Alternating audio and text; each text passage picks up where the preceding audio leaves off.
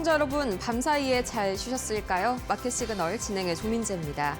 뉴욕 증시가 다시 한번 기대감에 들썩이고 있습니다. 지금 이 시각 3대 지수가 나란히 0.5% 이상의 상승세를 기록하고 있는데 오늘 바로 이번 주에 M7 종목 중에 4개의 종목이 실적 발표를 앞두고 있죠. 여기에 대한 기대감도 있고요. 또 1월 FOMC, 현재로서는 금리 동결이 유력하지만 그 이후에 이어질 이벤트, 바로 차기 연준의장 지명권에 대한 기대감 역시 시장을 끌어올리고 있습니다. 또 매크로 지표도 상당히 견고하게 나오면서 미국 경기 회복에 대한 기대감을 끌어올려주고 있는데요. 어떤 이야기들이 있을지 잠시 후에 자세하게 보도록 하겠고요. 오늘도 마켓 시그널 힘차게 출발하겠습니다.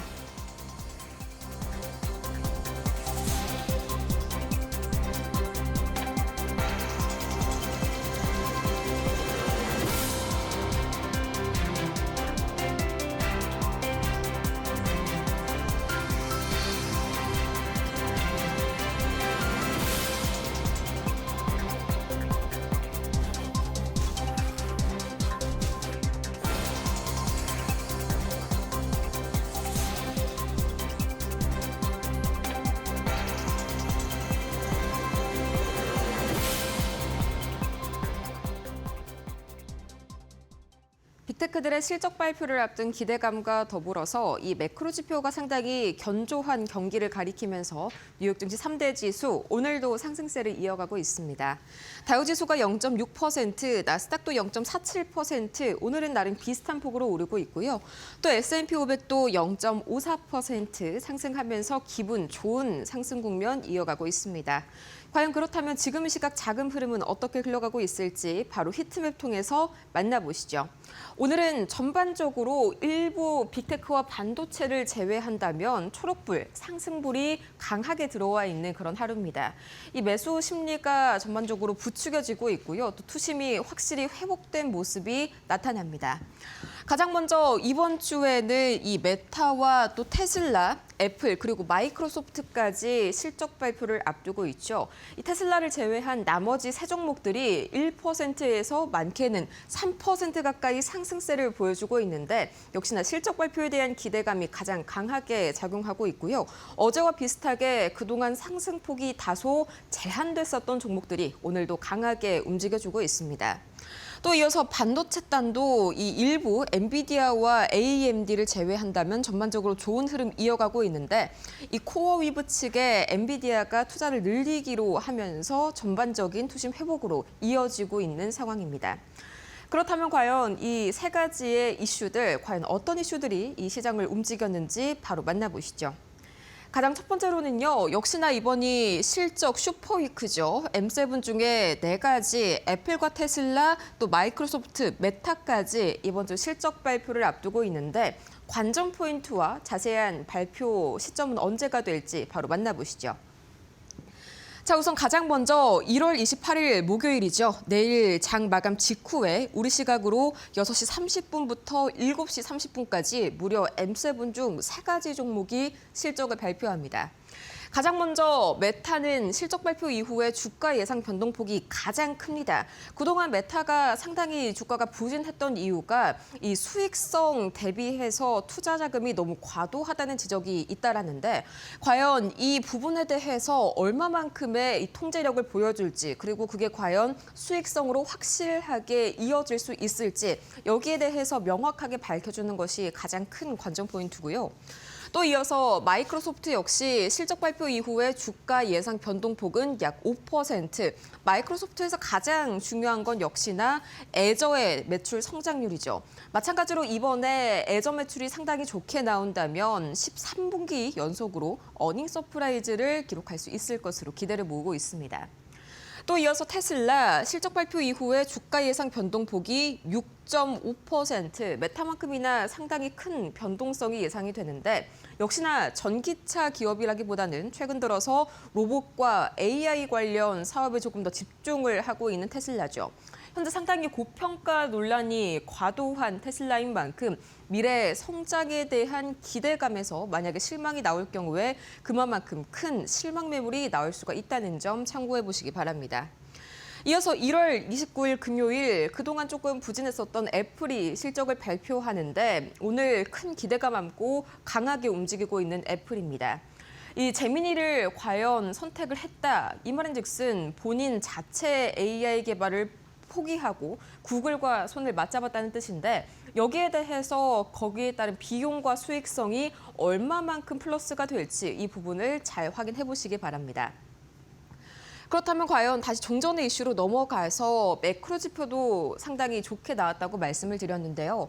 미국의 경기 회복이 굉장히 탄탄한 것으로 나타났습니다. 다음 장 통해서 조금 더 자세하게 보시죠.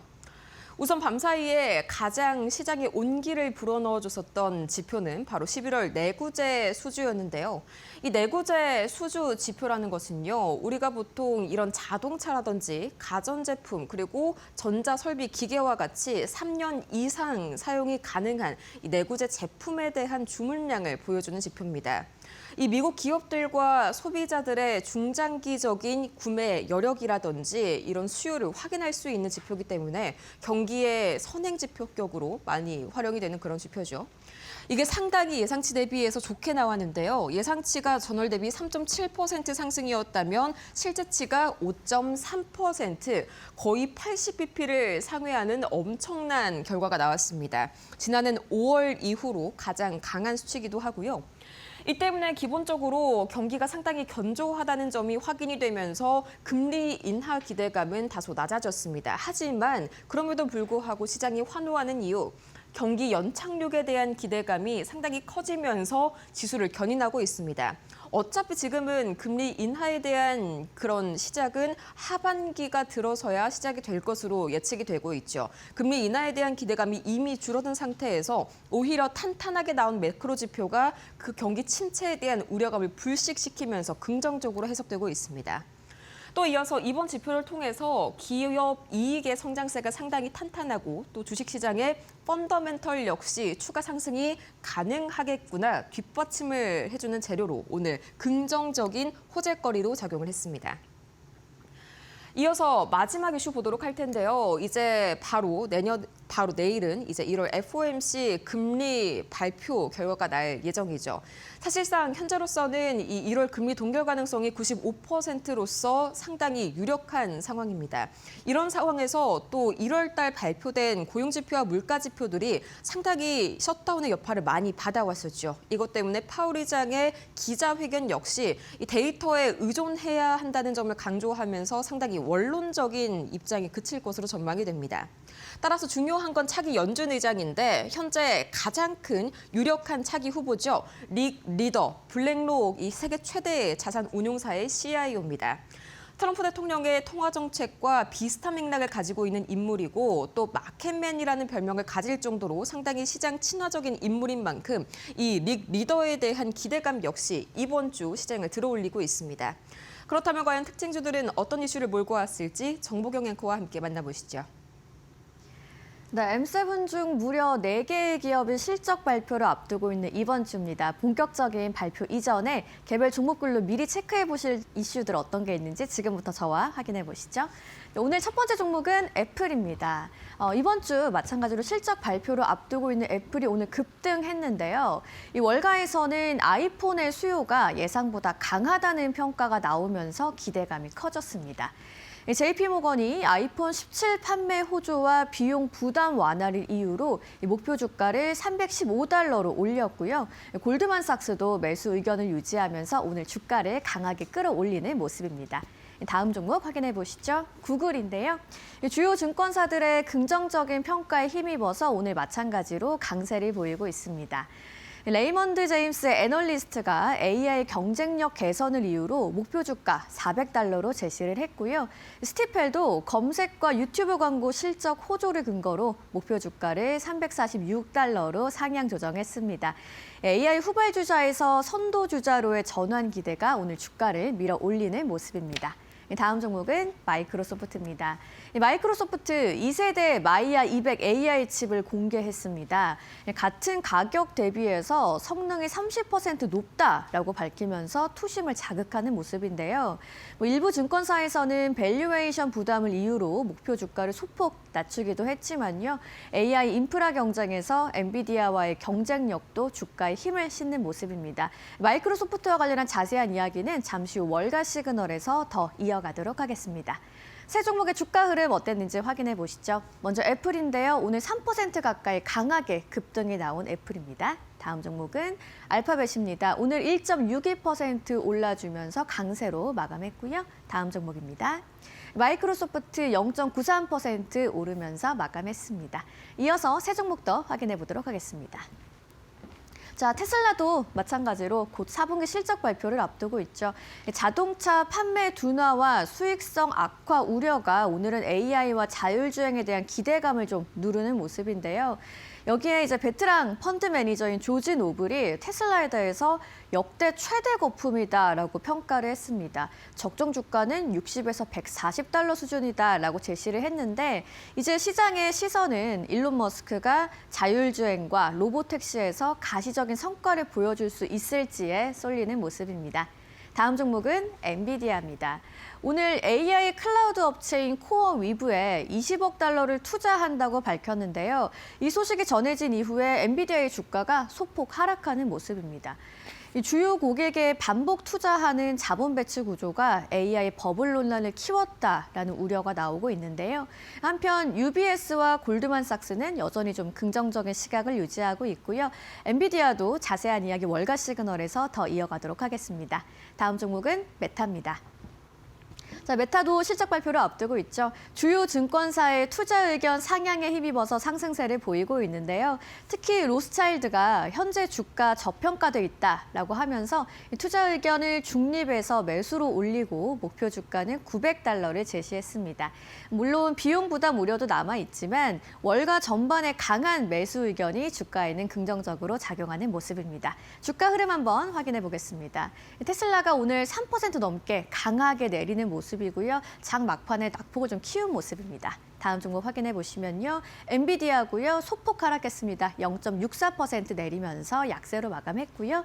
오늘 메타도 확인해 보시면 2% 넘게 올라주는 모습이었습니다. 자, 오늘의 이슈 있는 종목들도 한번 확인해 보도록 하겠습니다. 오늘 좀 이슈가 많아서 여러 종목 준비해 왔는데요. 먼저 체크해 보실 종목이 US 레어어스입니다. 미국 정부가 히토류 공급과 관련해서 대규모 자금 조달 계약을 했다는 소식이 전해졌습니다.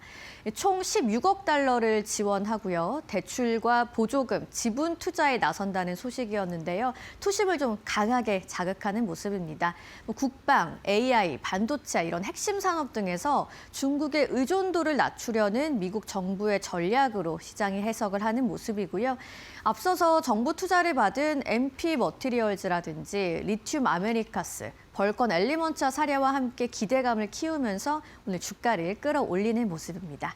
다음 종목. 코어 위브인데요. 앞서서 엔비디아의 대규모 지분 투자 소식 전해드렸죠. 오늘 그 같은 소식에 급등 흐름을 보인 코어 위브입니다. 엔비디아가 20억 달러를 투자하면서 주당 87달러 20센트의 클래스 A 보통주를 매입했다고 밝혔는데요. 이를 계기로 양사 협력이 확대되면서 시장의 기대감 굉장히 커진 모습 확인할 수가 있겠습니다. 주가는 어떻게 움직였는지 확인해 보시면요. US 레어어스가 7.87% 급등하는 모습 보여줬고요.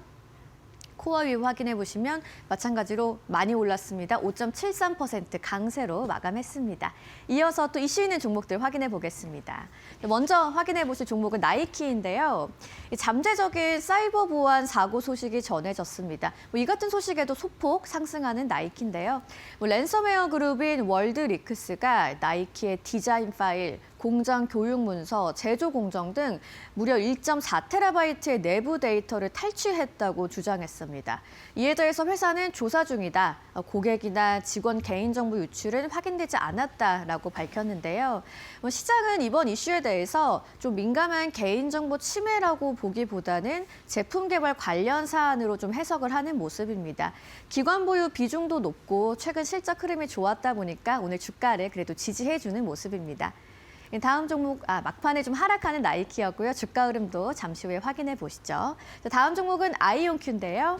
칩 제조업체인 스카이워터 테크놀로지를 18억 달러에 인수한다고 밝혔습니다. 하지만 이 같은 소식에도 불구하고 주가가 오히려 하락하는 모습인데요. 자, 이번 거래가 수직 계열화와 장기 기술 로드맵에 도움을 준다는 평가에도 불구하고 주식 희석 그리고 인수 이후의 실행 부담이 좀 시장에는 더 크게 부각이 되는 모습입니다. 합병 후에 스카이워터 주주 지분이 최대 6.7%가 되면서 단기 부담으로 작용을 하고 있습니다. 오늘의 마지막 종목은 오라클입니다. 오라클이 오늘 급등해서 소개를 해드리는데요. 이 구겐하임이 매수 의견과 목표 주가 400달러를 유지하면서 소프트웨어 분야의 베스트 아이디어로 오라클을 재확인했습니다. 오라클의 클라우드 인프라 경쟁력과 AI 인프라 투자에 대한 기대감이 부각되면서 일부 부채와 고객 집중 우려에도 불구하고 투심이 개선되는 모습입니다. 세 종목의 주가 흐름 어떻게 흘러가는지 확인해 보시죠.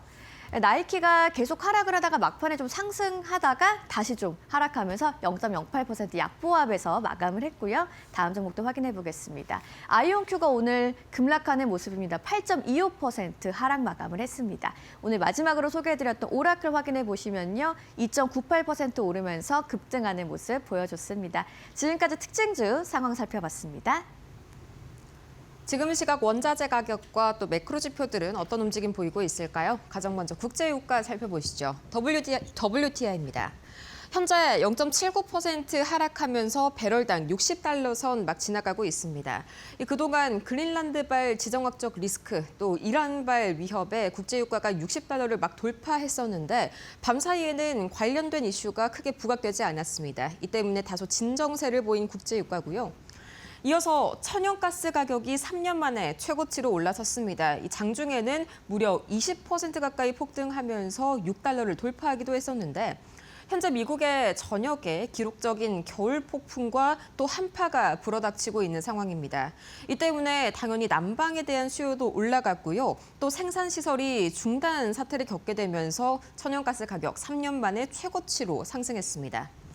이어서 원달러 환율은 계속해서 진정 국면 이어가고 있습니다. 어느새 1,440원 선 초반대까지 내려왔는데 이 주말 사이에 미 연준이 일본 엔화 약세를 막기 위해서 적극적으로 레이트 체크를 하는 등 이 개입을 시사를 했었죠. 이 때문에 엔화가 154엔까지 달러당 내려가게 되는 등 현재 강세를 보이고 있습니다.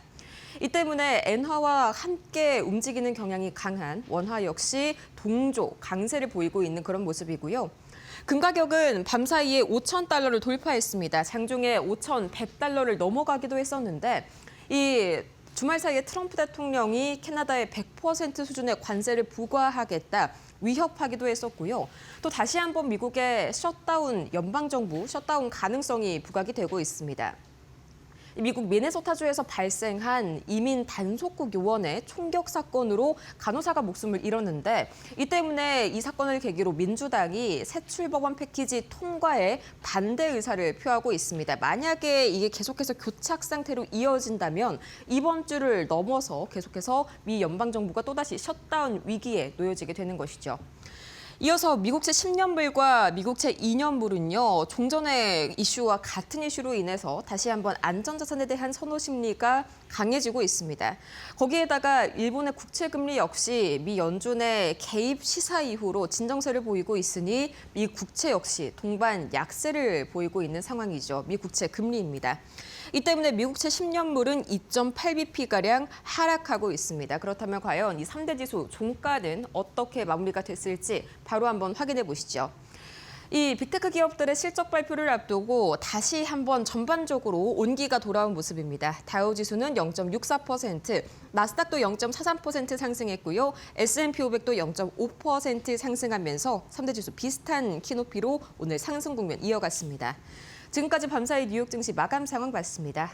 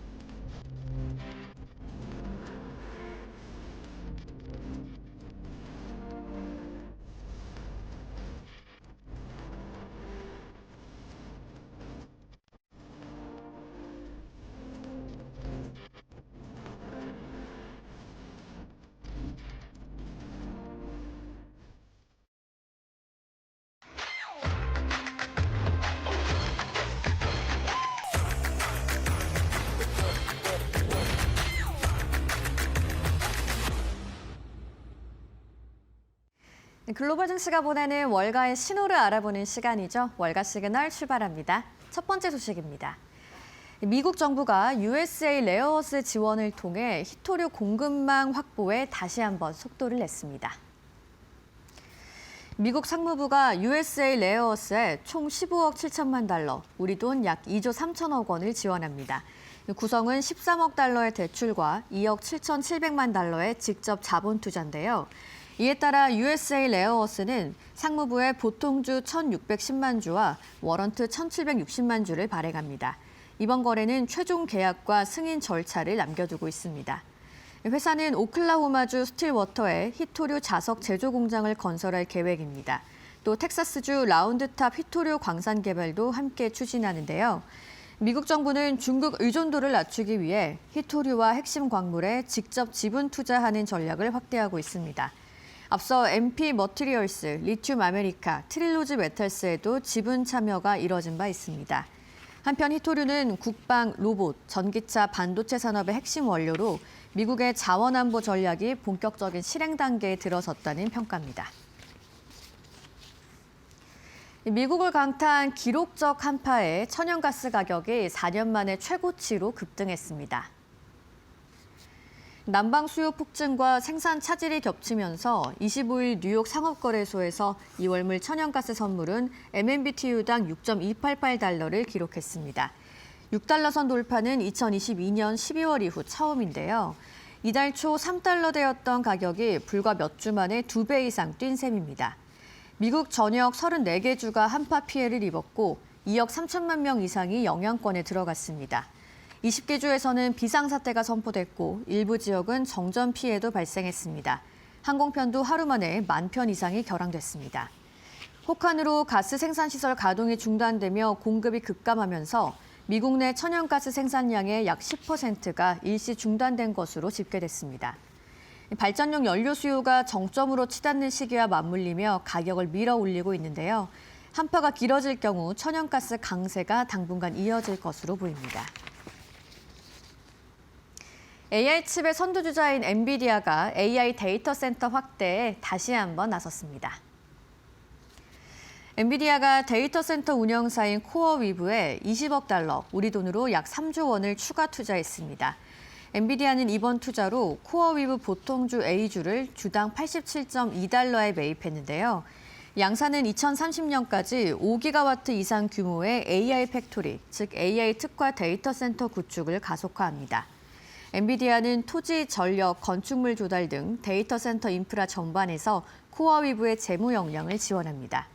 특히 차세대 GPU인 루빈 플랫폼과 CPU 베라, 블루필드 스토리지 시스템을 조기 도입하는데요. 엔비디아가 CPU를 독립형으로 공급하는 것은 이번이 처음입니다. 이는 인텔과 AMD가 장악해온 데이터 센터 CPU 시장에 본격적으로 도전한다는 의미로 해석되고 있습니다. 한편 코어위브는 미, 유럽에서 엔비디아 칩 기반 대형 데이터 센터를 운영하며 클라우드 용량을 판매하고 있는데요. 양사는 이미 지난해 63억 달러 규모의 장기 클라우드 계약을 체결한 바 있습니다. 이번 투자 소식에 뉴욕 증시에서 코어위브의 주가는 5% 넘게 급등했습니다. 마이크로소프트가 첫 상용화 AI 칩인 마이야 200을 공개했습니다. 마이크로소프트는 자체 개발 AI 칩인 마이야 200을 선보이면서 엔비디아 의존도 축소에 본격 착수했습니다. 마이야 200은 TSMC의 3나노 공정을 적용한 추론 특화 칩으로 AI 추론의 핵심인 토큰 생성 효율을 대폭 끌어올린 것이 핵심 포인트입니다. 마이크로소프트는 FP4 기준 연산 성능이 아마존 트레이니엄 3세대의 3배 수준이라고 밝혔는데요. 구글 7세대 TPU인 아이언 우드보다도 효율성이 높다고 강조했습니다. 사티아 나델라 CEO는 달러당 성능이 기존 시스템 대비 30% 향상됐다고 설명했습니다.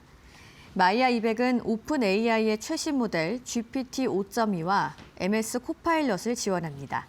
이미 아이오와 데이터 센터에 설치됐고 애리조나로 확대 배치되며 애저 고객도 활용할 수 있게 되는데요. 마이크로소프트는 개발부터 데이터 센터 배치까지 걸리는 시간을 절반 이하로 줄였다고 밝혔습니다. AI 반도체 시장에서 엔비디아 중심 구도에 균열이 생길지 주목되고 있습니다. 네, 월가에서 보내는 시그널 알아봤고요. 신일섭 위원과 함께 자세히 분석해 보겠습니다.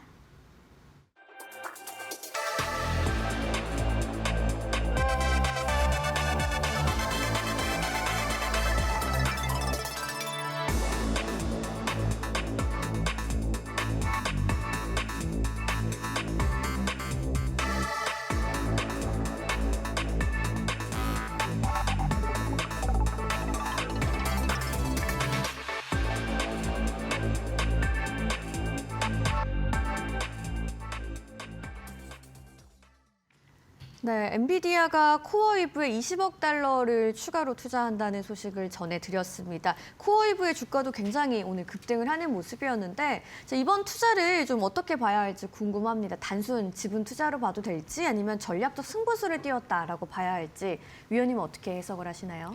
네, 오늘 그 두 개의 주제가 이게 밀접하게 연관이 되어 있는 주제예요. 맞아요. 이 생태계에서.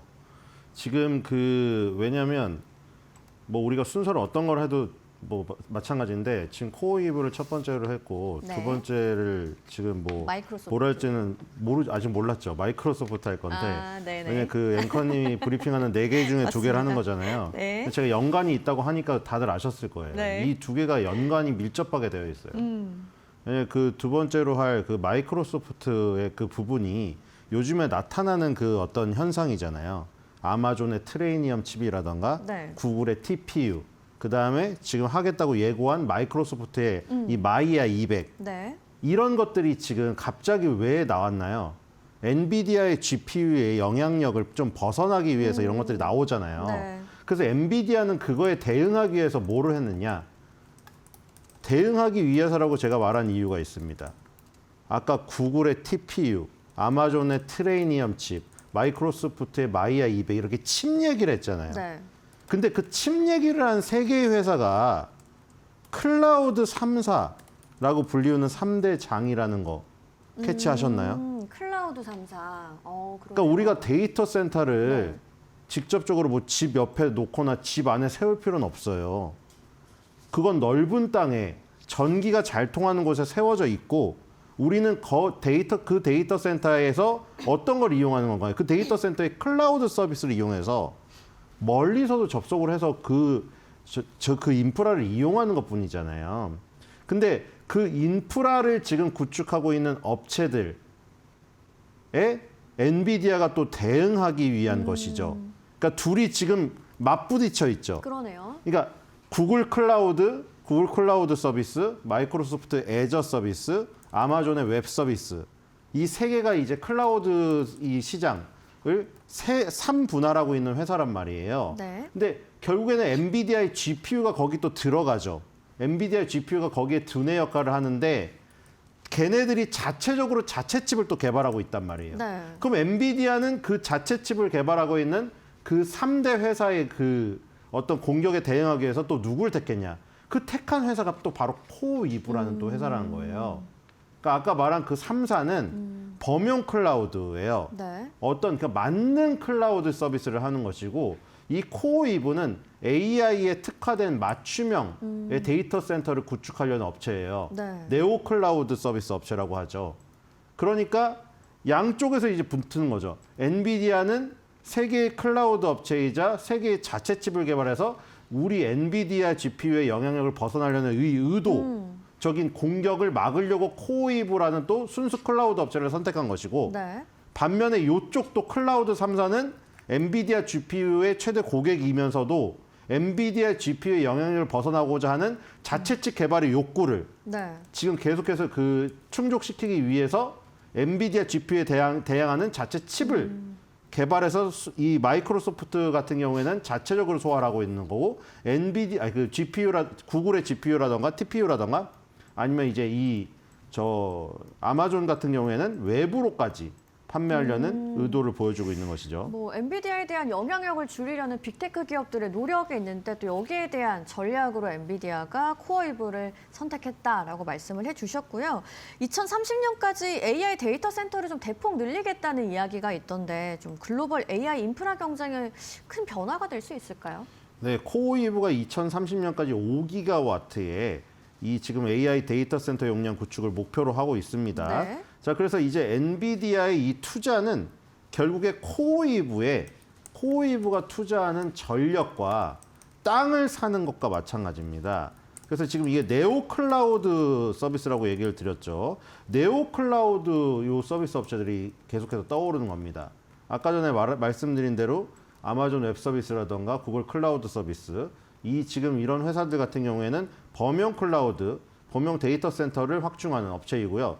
지금 엔비디아가 투자한 요 네오 클라우드 서비스인 코어이브 같은 경우에는 요 AI 전용 맞춤형 데이터 센터를 구축하는 업체라고 보면 되는데 이 지금 요 나스닥에 2025년도 3월 달에 상장되었으니까 사실상 1년도 되지 않았죠. 그러네요. 1년도 되지 않았지만 네. 지금 굉장히 뜨거운 업체라고 네. 볼 수가 있겠습니다. 그래서 결국에는 요 2030년까지 이 5기가와트 이상의 AI 데이터 센터 용량 구축을 목표로 하고 있다는 거는 결국 엔비디아가 요 땅과 전력을 노리고 있다. 이렇게 보시면 될 것 같아요. 네.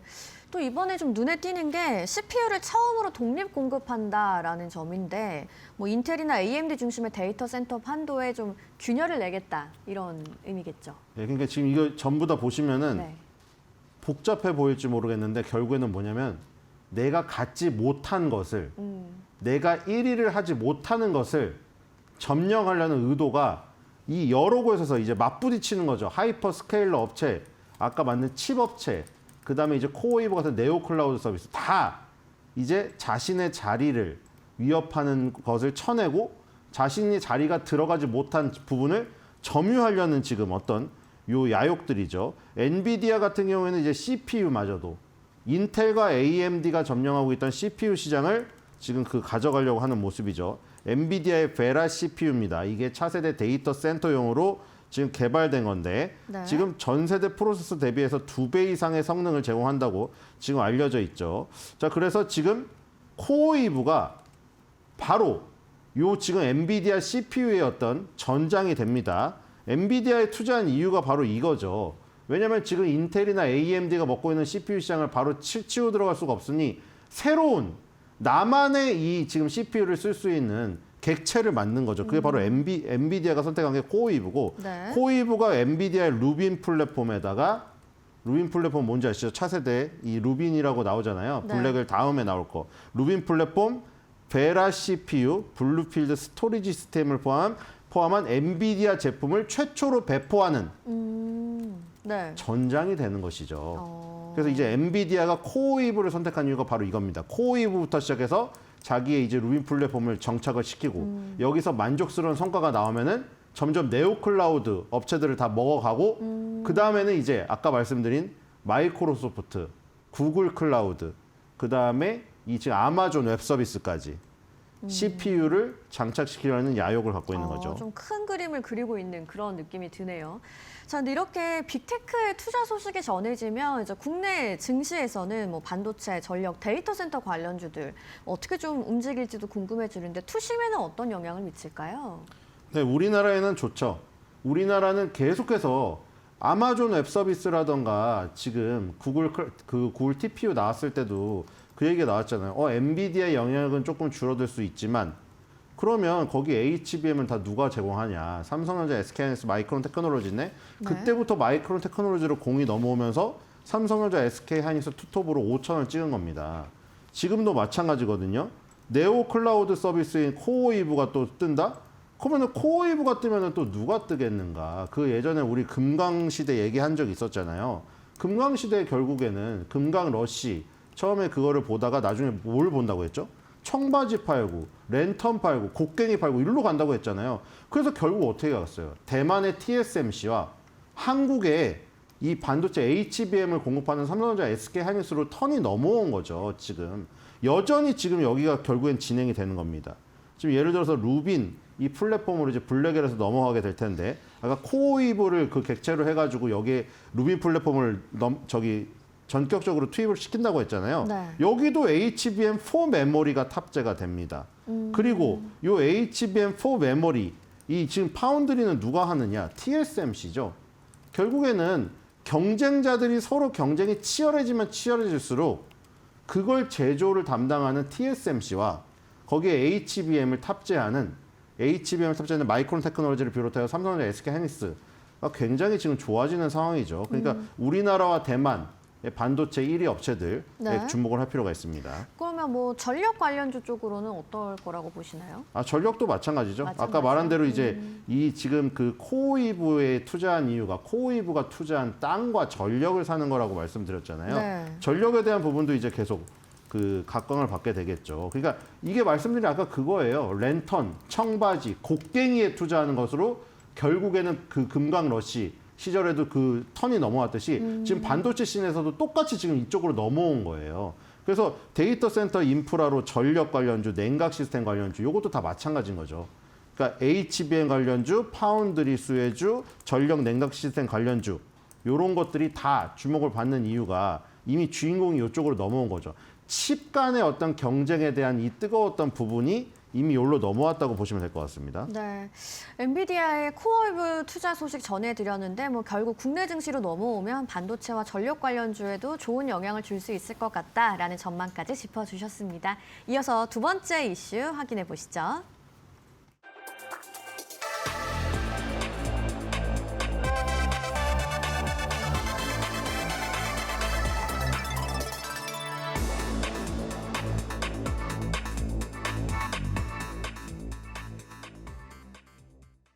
네, 오늘 두 번째 이슈를 앞서서 좀 예고를 해드린 것 같아요. 마이크로소프트의 이야기였는데 첫 상용화 AI 칩인 마이야 200을 공개했습니다. 말씀하신 것처럼 이게 엔비디아에 대한 의존도를 낮추려는 의도, 그런 신호로 좀 해석을 하면 되겠죠? 네, 아까 그 클라우드들의 이름이 구글 클라우드 서비스, 아마존은 아마존 웹 서비스라고 AWS라고 네. 하고 마이크로소프트 애저 이렇게 3대 장이거든요. 네. 근데 이제 그 자체 클라우드를 운영하는 데 쓰는 칩을 물론 범용 칩은 엔비디아의 GPU를 쓰지만 엔비디아의 GPU의 영향력을 그러니까 왜 낮추려고 하냐면 엔비디아 GPU가 부르는 게 값이 되다 보니까 이 범용 칩을 무조건 다 쓸 필요는 없다는 판단이 든 거죠. 범용이라는 거는 모든 능력치가 다 뛰어난 거예요. 근데 모든 능력치가 다 뛰어난 걸 쓰기보다는 이렇게 맞춤형으로 예를 들어 지금 데이터 센터가 다 AI로 가고 있지 않습니까? 데이터 센터가 예전에 뭐 AI용만 있었던 건 아닌데 지금 거의 AI용으로 지금 지어지고 있어요. 향후에는 AI용이 비중이 거의 80%를 넘는 수준까지 지금 이를 거기 때문에 그럼 AI에만 특화된 능력을 발휘하는 요 맞춤형 칩을 우리가 자체로 개발하면 좀 이 비용을 줄일 수 있지 않을까? 이런 고민에서 아까 말한 대로 쭉쭉쭉 나오기 시작한 거예요. 구글의 TPU, 아마존의 트레이니엄 칩. 그다음에 이제 마이크로소프트가 이제 마지막으로 마이크로소프트 애저 마이야 200이라고 써져 있는 이 칩, 이 이미지가 있는데 요거를 이제 자체 칩으로 만든 거죠. 그래서 엔비디아 의존도의 감소를 이 지금 쏘는 신호탄인가? 예, 맞다고 보시면 될 것 같습니다. 뭐 특화된 자체 맞춤형 칩을 활용하겠다는 기업들의 의지가 많이 느껴지는 것 같은데, 근데 이제 조금 흥미로웠던 부분이 추론 특화에 달러당 성능 30%를 개선한다라는 이야기였는데, 확실히 좀 AI 칩의 경쟁 포인트가 학습에서 추론으로 좀 옮겨가는 분위기가 많이 느껴져요. 네, 지금은 추론의 경쟁이죠. 누가 실시간으로 답변을 뛰어나게 잘하느냐. 그래서 지금 LLM에서도 경쟁이 펼쳐지고 있지 않습니까? 클로드라던가 지금 뭐 제미나이라던가 챗GPT가 서로 경쟁이에요. 그록도 그렇고. 그래서 이제 추론 시장에서는 요 추론 특화된 요 그 칩들이 필요합니다. 그러니까 뭐 학습 분야는 이제 넘었으니까 예를 들어 엔비디아 GPU는 학습 및 추론, 아까 네. 범용이라고 했잖아요. 능력이 어디든 다 평타 이상인 거예요. 평타 이상을 넘어서 어디든 최상위권인 거예요. 학습에서도 최상, 추론에서도 최상. 근데 지금 학습이 어느 정도 쌓인 상태에서 추론으로 넘어갔기 때문에 아마존 트레이니엄 칩이라던가 마이크로소프트의 마이야 200이라던가 구글의 TPU 같은 경우에는 굳이 지금 학습 추론에 다 뛰어난 만능을 쓸 필요가 없는 거예요. 추론에만 특화된 조금 비용은 싸고 아까 전에 마이야 200 같은 경우도 그렇잖아요. 비용이 굉장히 효율적이다. 네. 이렇게 얘기가 나오고 있잖아요. 그래서 추론 시장으로 이동이 되었기 때문에 이런 자체 칩들, 특히 AI 추론에 특화되어서 설계된 칩들이 요 영향력을 굉장히 효율성 있게 발휘할 수 있다. 마이야 200도 AI 추론에 특화되어 설계된 이 칩이라고 보시면 될 것 같습니다. 네, 추론에 특화돼서 설계된 이제 마이야 200인데 오픈 AI 이제 최신 모델이잖아요. GPT 5.2 그리고 코파일럿에 바로 쓰인다고 하더라고요. 뭐 자체 칩, 자체 서비스 전략 빅테크 기업들이 갖고 있다고 말씀해 주셨는데 점점 더 이 속도가 빨라지겠죠? 네, 마이크로소프트 365 코파일럿. 그러니까 이 코파일럿이 다 적용돼 가지고 뭐 그냥 AI 에이전트 역할을 하는 거예요, 여러분들. 그 마이크로소프트의 소프트웨어 프로그램들 많잖아요. 근데 얘가 다 도와줍니다. 이제 더 이상 뭐 엑셀이나 파워포인트 다루는데 어렵다고 생각하실 필요가 없어요. 근데 오픈 AI GPT 5.2 모델 여기에도 이제 마이야 200이 지금 탑재돼서 사용된다고 생각하시면 됩니다. 자, 그래서 지금 2028년까지 이 기업들이 설계한 맞춤형 칩이 AI 칩 시장의 45%를 차지할 것으로 지금 예측을 하고 있다고 합니다. 그러니까 이제 자체 칩 비중이 이렇게 높아지는 거죠. 아까 그 말씀드린 것은 이 배경은 추론 시장으로 넘어가면서 추론에 특화된 AI 맞춤형 칩들을 개발을 하면서 이렇게까지 올라온 거예요. 그러니까 이만큼 엔비디아의 GPU의 점유율은 뺏기게 되는 거죠. 네. 그래서 엔비디아는 코어이브 같은 네오클라우드 이 업체를 선택해서 여기서 잃은 것을 요 범용칩을 내놓을 사용할 부분을 지금 찾고 있다 이렇게 보시면 될 것 같아요. 좀 궁금해지는 게 이 AI 칩 성능 경쟁이 심해지면 가격 인하 압박도 커질 것 같은데 이게 좀 전반적으로 호재가 되는 걸까요? 부담이 되는 걸까요? AI 산업 전반에? AI 산업 전반은 굉장히 성장 속도가 빨라지죠. 이 가격이 낮아지다 보면은 훨씬 더 빠르게 네. 성장할 수 있는 그리고 이제 후발주자들도 굉장히 많이 들어와서 치열한 시장이 되는 거죠. 그래서 아까 말한 대로 그거죠. 이제 금강러시를 처음에 본 사람이 있었는데 네. 이제 소문이 나가지고 전 세계에서 다 몰려오는 거죠. 그런데 이 전 세계에서 다 몰려오기 때문에 여기서 경쟁이 치열해지는데 문제는 여기서 이제 청바지 팔고 곡괭이 팔고 랜턴 파는 회사는 더 녹아나는 거죠. 그러니까 갈수록 대만의 TSMC, 삼성전자, SK하이닉스, 우리나라의 삼성전자, SK하이닉스, 그다음에 미국 마이크론 테크놀로지 이런 기업들에게 굉장히 호재가 되지 않을까 이런 생각이 듭니다. 네. 뭐 이런 소식 나오면은 국내 증시에서는 그럼 어떤 쪽이 좀 가장 먼저 반응을 할 거라고 보세요? 무조건 일단 HBM. 을 만드는 삼성전자, 네. SK하이닉스가 투톱이 될 것이고 여기서 이제 뭐 아까 전에 말씀드린 뭐 냉각 관련주 이런 것들이 이 부수적으로 나올 수가 있는데 냉각 관련해서요? 코스닥에 있는 네. 왜냐면 이제 데이터 센터들이 많이 생기게 되면은 네. 그거 거기다가 이제 추론 시장으로 넘어갔다고 했잖아요. 추론은 이 학습보다 훨씬 더 많은 발열을 지금 내기 때문에 냉각 관련주가 굉장히 뜰 가능성이 큽니다. 그래서 우리나라에도 냉각 관련주들이 있잖아요. 물론 급등락을 지금 펼치는 어떤 약간 중소형주이기 때문에 네. 그런 부분은 삼성전자, SK하이닉스랑 좀 다른 부분이다. 이렇게 보셔야 될 것 같고요. 어쨌든 그렇게 나눌 수가 있겠죠. 이 코스피 같은 경우에는 당연히 투톱에 주목을 하시면 될 것 같고 그다음에 뭐 여기서 이어지는 소부장들을 또 낙수 효과로 노려볼 수도 있겠죠. 네.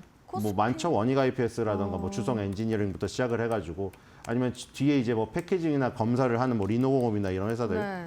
뭐 노려보면 될 것 같습니다. 코스피 투탑은 물론이고 뭐 냉각 관련 그리고 소부장 종목들까지도 조금 호재를 입을 수 있을 것 같다는 이야기 해주셨고 뭐 그렇다면 이번에 마이크로소프트 이야기는 좀 개별적인 종목 변수로 보는 거는 조금 무리가 있을 것 같고 AI 반도체 시장 판도 자체를 변화시키는 큰 흐름으로 봐야 될 것 같은데 개인 투자자분들은 어떻게 좀 대응을 해보면 좋을까요? 이거는 뭐 이미 진행되고 있는 아까 전에 말씀드린 뭐 아마존의 트레이니엄 칩이라든가 구글의 TPU가 나오면서 엔비디아의 어떤 점유율이 깎이는 게 아니냐 하면서 엔비디아가 살짝 흔들리기도 했었잖아요. 뭐 많이 흔들린 건 아닌데 거기에다가 이제 그 3대 장 중에 클라우드 3대 장 중에 하나인 나머지 마이크로소프트마저 자체 칩을 출시를 하면서 이 시장의 이 흐름이 이 어떤 그 근본적인 흐름이구나. 이거를 확인을 시켜준 것이고요. 앞으로도 더더욱 강화가 되겠죠. 자체칩 개발은. 그러니까 자체칩 개발이 엔비디아의 점유율을 깎아먹는 것은 아닌 게 엔비디아의 GPU는 여러 분야의 능력이 최상이기 때문에 항상 쓰이긴 씁니다.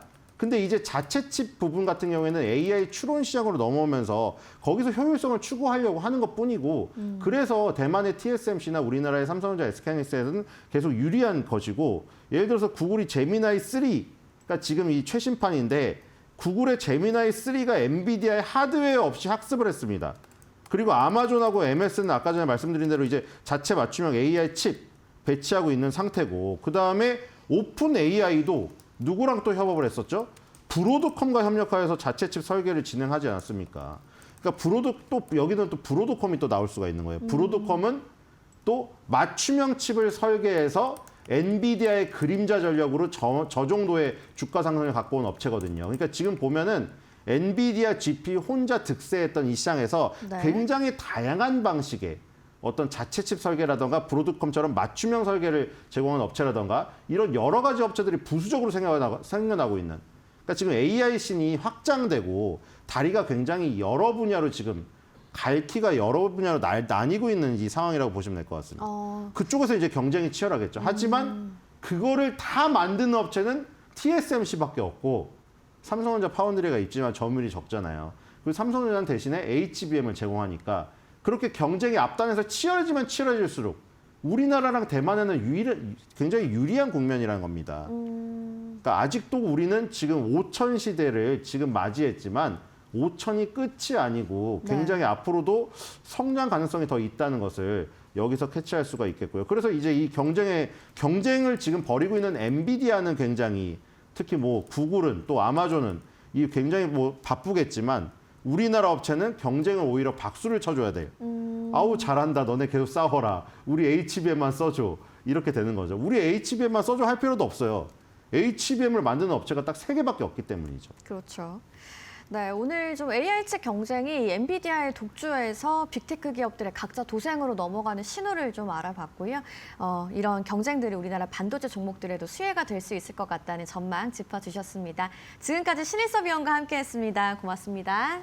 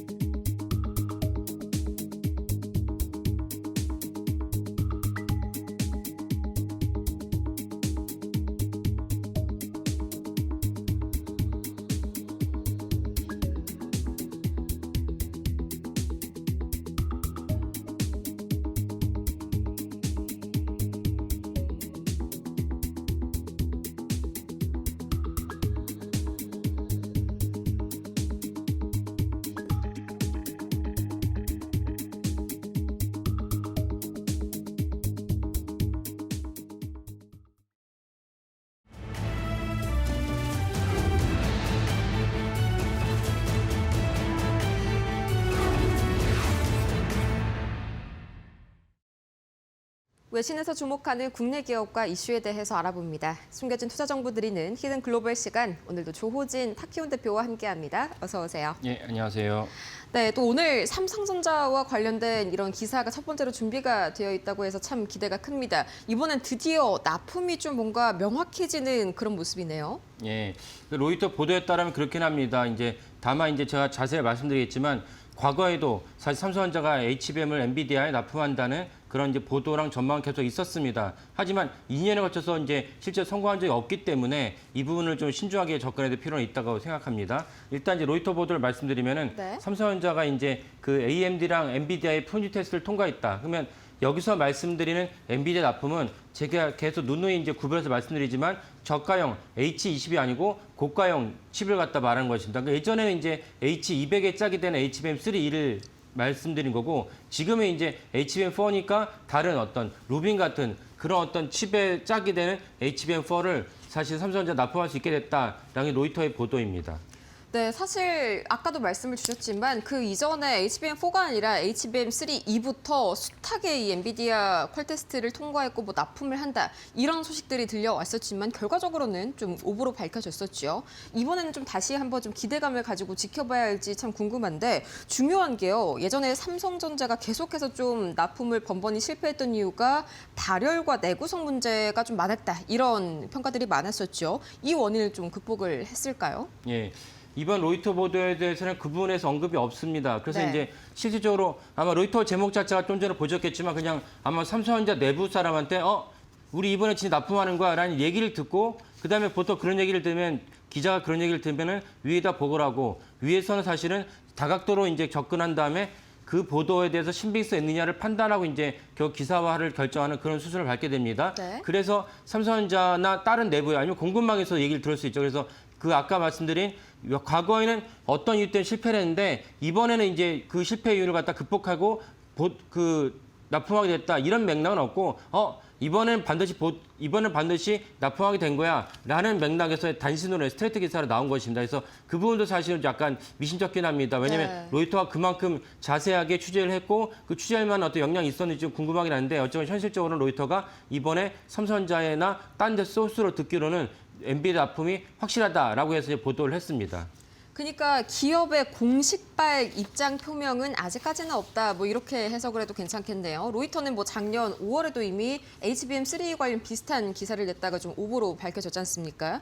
이제 HBM4는저희가 좀 기대를 걸어보고 있는 게 과거랑은 좀 다른 생산 방식으로 좀 생산이 되고 있어서 이전의 문제들을 좀 극복을 했다. 이런 평가들도 있던데 뭐 어떻게 과거와 다르게 되는 건가요? 예.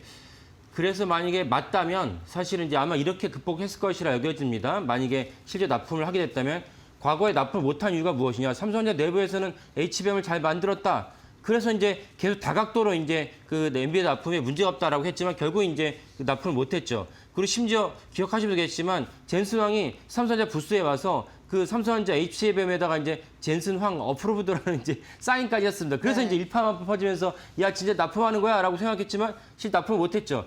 젠슨 황이 엔비디아가 오매불망 삼성전자의 HBM을 갖다 납품하기 원했던 이유는 실질적으로 이제 엔비디아의 그 고가 칩에 있어서 90% 이상을 하이닉스가 장악하다 보니까 일종의 소울 벤더죠. 단독 벤더는 사실 위험합니다. 왜냐하면 SK하이닉스는 열심히 만들어서 잘 공급하고 싶어 하지만 갑자기 어디선가 알 수 없는 이유로 갑자기 HBM 공급이 차질을 빚을 수도 있지 않습니까? 그러면 사실은 엔비디아 전체 제품을 갖다가 공급을 못하게 되니까 소울밴드는 좀 위험하고 그래서 언제나 대량으로 공급할 수 있는 그 디램의 왕자였던 삼성전자가 납품하기 원했던 것입니다. 원하지만 할 수 없는 게 할 수 없는데 어떻게 하겠습니까? 그래서 할 수 없었던 이유를 자세히 설명드리면 HBM이라는 건 이제 이렇게 이제 세로로 8단 내지 12단에 12번이나 8번의 디램을 쌌습니다. 네. 거기다가 이쪽에 그 가로로 이제 그 베이스 다이를 갖다 연결하는데 삼성전자는 과거에 어떻게 했냐면 하이닉스도 마찬가지인데 이 HBM을 갖다 만든 다음에 베이스 다이를 갖다 누가 만들어주냐? 이건 삼성전자가 만들지 못하고 TSMC가 만들어줍니다. 그래서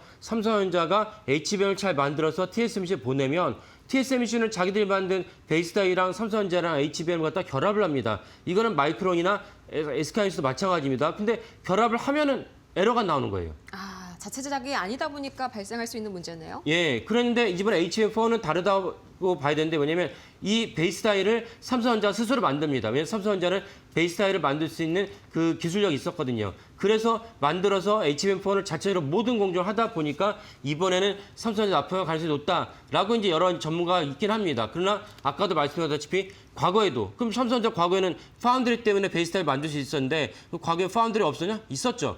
그런 관점에서 여전히 좀 미심적인 측면이 있고 그다음 또 다른 중요한 측면이 저희 코너에서 말씀드렸다시피 블룸버거 스스로가 네. HBM의 삼성 납품에 대해서 약간 좀 미심쩍은 눈초리로 있었다는 것을 저희가 이제 보도해드린 적도 있었고 그다음에 기억하시고 계시겠지만 이제 그 시티그룹이나 UBS 증권시 동일하게 아니 언제 이제 납품한다는 거야? 사실 납품은 빠르면 이제 상방의 끝부분이다라고 이제 그 증권사 보고서 나온 적이 있었습니다. 그래서 저희가 이제 그 부분을 설명드린 적도 있었고, 그래서 아직까지는 좀 미심쩍지만 어쨌건 로이터도 이렇게 보도를 했기 때문에 사실 저희가 소개해드립니다. 그래서 아까 말씀드린 HBM4는 HBM3와는 다른 점은 기술적으로 다른 점이 있기 때문에 가능성이 예전보다 높다라는 것은 분명한 사실이겠습니다. 네, 한마디로 이제 베이스 다이까지 모두 자체 제작을 하니까 거기에서 나오는 오류를 좀 잡을 수가 있다 이렇게 말씀을 해주셨는데 이 베이스 다이 이외에 또 다른 문제는 없었을까요? 뭐 이전에도 미세 공정 관련 문제들이 조금씩 좀 축적되는 모습이었지 않습니까? 예, 맞습니다. 그러니까 사실은 그 베이스 다이랑 연결된 부분도 근본적 문제점이긴 했지만 또 다른 충격적인 사실이 뭐였냐면 삼성전자가 HBM4를 갖다 쌓는 과정에서 문제가 생긴 것이 아니고 HBM4를 쌓는데 HBM3를 쌓는데 필요한 D램 자체가 상당히 어떤 퀄리티가 안 좋았다는 것입니다. 그러니까 보통 우리가 10나노 이하에서 10나노, 7나노로 말하지 않고 많은 분들이 아시겠지만 1X, 1Y, 1G라고 표기를 하고 그다음에 1G까지 가다음에 지금 다시 돌아와서 1A, 1B, 1C로 하는데 삼성전자가 1X, 1Y, 1G로 가는 과정에서 그 미세화 공정이죠. 그 축적이 그 심해지면서 드문드문 마이너한 좀 이렇게 문제가 있었는데 그걸 꼭꼭 누르면서 어쨌든 생산하는데 집중했습니다. 그러다 보니까 원비로 갔더니 도저히 이제는 과거의 어떤 오류를 갖다가 그 덮을 수 없는 그 치명적인 오류가 발견이 돼서 그 전영현 부회장이 들어오면서 아예 야 늦어질지라도 근본적인 문제를 해결하고 가자. 그래서 원시로 가면서부터는 설계 도면 자체를 뜯어 고쳤습니다. 이건 아마 여러 가지 뉴스를 아마 접해본 분도 계실 텐데 그래서 원시부터는 완전히 미세한 어떤 마이너 문제를 덮기보다는 일단은 근본적으로 처음부터 다시 시작해보자. 그래서 이제 그 뜯어 고쳐서 원시에서 성공적으로 많은 어떤 좋은 제품을 생산할 수 있었습니다. 그래서 어쩌면 원시를 갖다가 좋은 어떤 디램을 만들어서 아까 말씀드린 베이스라인이랑 연결하면서 문제가 없어지지 않았나 이런 추정도 있습니다. 그래서 근본적으로는 원시도 사실 해결된 것이 HBM4를 납품하는데 가능성 높인 것은 사실이다. 이렇게 볼 수가 있겠습니다. 네, 참고로 원시는요, 이 10나노급 디램의 미세 공정 세대명이죠. 그러니까 1X에서 1Y, 1Z 이렇게 가고요. 그 다음 세대가 1A, 1B, 1C 이렇게 가는 거 맞을까요? 예, 그렇죠. 그래서 그거는 회사마다 공식적으로 발표하지 않았기 때문에 우리가 추정하는데 네. 원시쯤 되면 벌써 10나노 이하로 내려왔다라고 그쵸. 봐야 됩니다. 그렇다면 과연 이번에 실적 발표와 동시에 관련 코멘트가 나올지가 좀 중요할 것 같은데 어떻게 좀 예측하실까요? 예, 그 29일 날에 되게 이제 빅데이인데요. 네. 29일이 목요일이죠. 그래서 9시에 그 전에 SK하이닉스가 먼저 실적을 갖다 공시할 것이고 9시부터 SK하이닉스가 컨퍼런스 콜을 가집니다. 그리고 10시부터 삼성전자가 지난번에는 그 전체를 갖다가 다 묶어서 이제 실적 발표를 했지만 10시부터 삼성전자 부문별로 실적 발표를 하고 당연히 이 부분이 중요하기 때문에 이 부분에 대해서 이제 Q&A가 있을 것으로 여겨집니다. 만약 이 부분까지도 믿을 수 없는, 왜냐하면 그런 일이 있었거든요. 작년 말고 재작년 11월 달에 삼성전자가 이제 3분기 컨퍼런스 콜을 가지면서 마치 엔비디아 납품을 한 것처럼 이제 그쵸. 흘렸어요. 근데 네. 저는 이제 거기에 대해서 의심적인 눈초리로 계속 받고 제 시각이 맞았습니다. 그렇기 때문에 이번 실적 발표에서 삼성전자가 어물쩍 넘어갈 가능성도 있습니다. 그래서 어물쩍 넘어간다면 마지막에 점검할 수 있는 최종적인 지표는 무엇이냐? 1분기, 올해 1분기에 그 재무제표에 어떻게 반영되는지 보면 알 수가 있습니다. 그렇다면 삼성전자 실제로 엔비디아 납품했는지 아니면 아까 말씀드린 UBS나 시트그룹의 전망대로 올해 말에 돼야 올해 상반기 끝에 가서야 납품 성공했는지를 살펴볼 수 있습니다. 그래서 제일 중요한 관건은 재무제표입니다. 이 점도 다각도로 보시면서 투자하시면 좋겠습니다. 네, 확실히 재무제표에 HBM4 관련 매출이 인식이 되는지 이 부분이 좀 관건이 될 것 같네요. 이제 좀 시장 전체로 한번 관망세를 좀 넓혀볼까요? 어제 코스닥에 매수 사이드카가 발동이 됐습니다. 이 자그마치 7% 상승으로 이 마무리를 지은 코스닥이었는데 이게 뭐 당연히 국민 성장 펀드에 대한 기대감도 있었지만요. 또 다른 핵심적인 이유가 있었다고요. 예.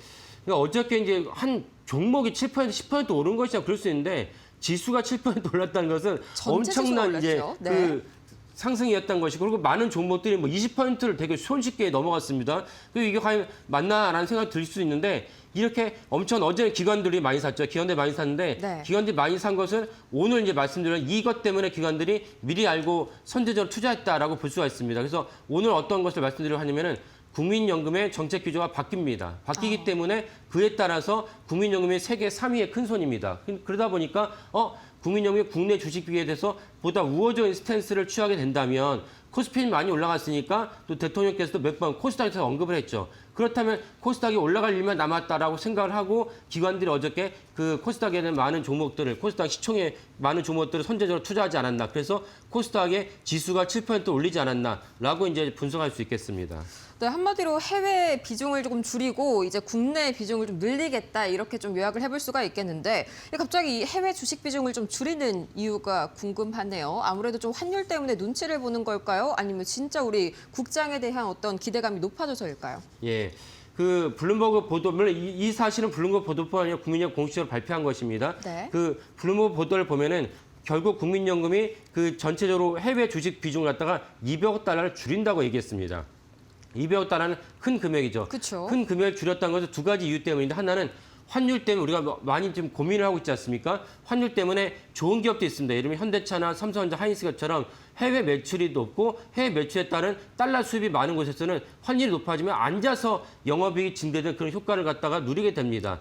그런 회사는 좋지만 그렇지 않고 소비자 기업이라든지 중소기업의 해외에 있는 원자재를 수입을 해서 삼성전자나 현대차에 납품을 한다면 사실 중소기업 입장에서 환율이 높아가면 크나큰 고통을 갖다가 겪게 됩니다. 이런 이유 때문에 환율이 높아진 것은 안 좋은 부작용도 많이 있는데 환율이 높아지는 마당에 국민연금이 해외 주식 비중을 높이긴다면은 달러를 갖다가 원화를 달러로 바꾸는 게 되면은 달러에 대한 수요가 많아지고 달러 환율이 높아지게 됩니다. 이 때문에 국민연금이 해외 주식 비중을 줄이면서 200억 달러 정도 삭감하게 된다면 환율을 갖다 낮추는 효과도 있습니다. 또 다른 중요한 것이 무엇이냐? 네. 코스피가 사실은 불과 작년 1만 때 2,500이었습니다. 2,500인데 5,000이 됐죠. 더블이 됐다는 얘기는 무엇이냐면 국민연금이 우리나라 국내 주식 비중을 갖다가 어느 정도 유예를 갖다가 높이지 않으면은 기계적으로 주식 비중을 갖다가 커트라인을 갖다가 딱 지정이 되는데 코스피가 2배가 되면은 기계적으로 국민연금은 국내 주식을 매도할 수밖에 없습니다. 이거는 사실 어처구니 없는 모순이죠. 이런 모순을 해결하려고 한다면 당연히 해외 주식 비중을 줄이면서 국내 주식 비중을 조금이라도 늘려야 되는 그런 정책 기조가 필요합니다. 이 정책 기조를 어제 이제 실제로 하기로 했다고 국민연금이 밝혔습니다. 이걸 블룸버그가 보도했습니다. 네, 환율이 밤사이에 계속해서 좀 진정 국면을 이어간 게 단순히 뭐 엔화 강세뿐만이 아니라 이런 이유까지 있지 않을까 한번 추측을 해봅니다. 이어서 그러면은 국내 비중을 0.5%포인트 늘리는 거지 않습니까? 이게 뭐 상당히 유의미한 규모인가요? 네, 국민연금 전체 자산은 1,430조 원입니다. 엄청난 네, 수치죠. 맞네요. 네. 엄청난 수치에서 0.5%니까 적진 않지만 그래도 많다 볼 수는 없습니다. 해당 금액은 7조 원인데 어저께 코스피 하루 거래량이 뭐 코스피 5,000피니까 이전과는 비교할 수 없지만 코스피 하루 거래량이 23조입니다. 그런 걸로 치면은 7조라는 것이 사실은 그게 크진 않다라고 볼 수도 있습니다. 네, 그러면은 뭐 국내 투자자들이 입는 수혜는 좀 제한적이다라고 봐야 될까요? 어제 뭐 코스닥도 거래량이 거의 20조 원을 넘어갔지 않습니까? 예. 근데 그렇게 볼 수도 있지만 이번에 이제 국민연금의 정책 규제가 바뀌었을 때 가장 큰 수혜는 무엇이냐? 아까도 말씀드렸다시피 국민연금이 사실 코스피가 비중이 커졌는데 마찬가지로 국내 주식 비중을 늘리지 않았을 때 어떤 문제 생겼냐? 그러면 국민연금은 기계적으로 가장 많이 올랐던 SK하이닉스나 삼성전자를 기계적으로 팔아야 돼요. 이 점은 사실은 국내 주식을 갖다 코스피를 갖다가 병들게 하는 조치다. 왜 네. 병들게 하는 것이냐? 결국 모든 기관 투자가는 최소 3년 정도를 바라보고 투자를 해야지 장기 투자를 해야 됩니다. 주식 투자는. 그렇지 않고 큰 손부터 1년 단위로 투자를 해버리면은 작은 손들, 개인 투자가들은 코스피나 어떤 주식 투자가 엄청난 어떤 그 휘발성 있는 투자를 할 수밖에 없다. 한 달, 내일 테마성 기조가 화랑세가 될 수밖에 없다. 이런 체질을 갖다 개선하려면 국민연금 스스로가 3년, 4년, 5년을 바라보고 투자를 해야 되는데 그렇게 투자를 하고 싶어도 아까 말씀드렸다시피 하이닉스가 작년에 270% 정도 올랐습니다. 그렇지만 하이닉스가 올랐는데 국민연금이 국내 주식 비중을 줄여야 된다고 하면 하이닉스부터 팔아야 돼요. 삼성전자 팔아야 돼요. 이런 일이 과거에 언제 있었냐? 그 코로나 때 있었어요. 코로나 때 네. 우리나라가 엄청나게 코스피가 무너질 것 같으니까 국민연금이 구원투로 등장해서 삼성전자 하이닉스 샀습니다. 재계도 올라가니까 삼성전자 하이닉스를 국민연금이 팔기 시작했어요. 아니 삼성전자 하이닉스가 장기 투자를 해야 되는 국민연금이 이런 식으로 팔 수밖에 없는 것은 국민연금의 펀드 매니저가 어리석었기 때문이 아니고 사실은 국민연금의 기조 때문에 그렇습니다. 이 기조를 바꿔야 되는데 뭐 안 바꿨죠. 문재인 정부, 윤석열 정부도 마찬가지였습니다. 이제는 바꿨기 때문에 사실은 전 세계 통틀의 가장 큰 세 번째 손인 국민연금의 기조가 바뀌면 한국의 주식 투자 체질도 바뀐다. 이렇게 보시면 되겠습니다. 네, 근데 살짝 제가 걱정되는 부분은 이 코스닥이 좀 단기적으로 워낙 급등했다 보니까 단기 과열에 대한 신호, 뭐 시그널이 나오는 게 지금 있을까요? 예. 코스닥은 사실은 단기 과열된 시그널이 분명히 있다 봐야 되고 또 하나 중요한 것은 무엇이냐. 코스피는 2,500에서 5,000을 갈 때 실체가 있습니다. 어떤 실체가 있습니까? 하이닉스랑 삼성전자의 영업이익이 엄청난 폭발적인 영업이익을 내놨죠. 두 회사는 올해 예상 영업이익이 한 300조 넘습니다. 이런 실체가 있는 반면에 코스닥 그런 실체가 없이 만약에 테마성으로 오른다면 어느 날 갑자기 꼬꾸라질 수 있다. 그것은 분명한 사실이고 그 때문에 코스닥을 투자하실 때도 반드시 실체가 있는 종목이 무엇이냐? 반도체. 거기서 실제로 영업이익이 쭉쭉 뻗어갈 수 있는 종목 혹은 또 배당 순일이 확실한 종목, 이런 종목을 선별해서 고르신다면 좋은 어떤 수익을 거두실 텐데 남들이 오니까 나도 오르겠지. 이런 면에서 투자하시다가는 큰 꼴 다칠 수 있다는 것은 분명한 사실이겠습니다. 네, 이런 유동성을 기반으로 하는 상승장에서는 반드시 실적이 뒷받침이 돼야겠죠. 코스닥도 이 실체를 바탕으로 계속해서 이 종목 고르기가 반드시 필요한 그런 상황인 것 같습니다. 지금까지 조우진 타키온 대표와 함께 어제 이슈들 자세하게 짚어봤습니다. 좋은 말씀 고맙습니다. 예, 감사합니다.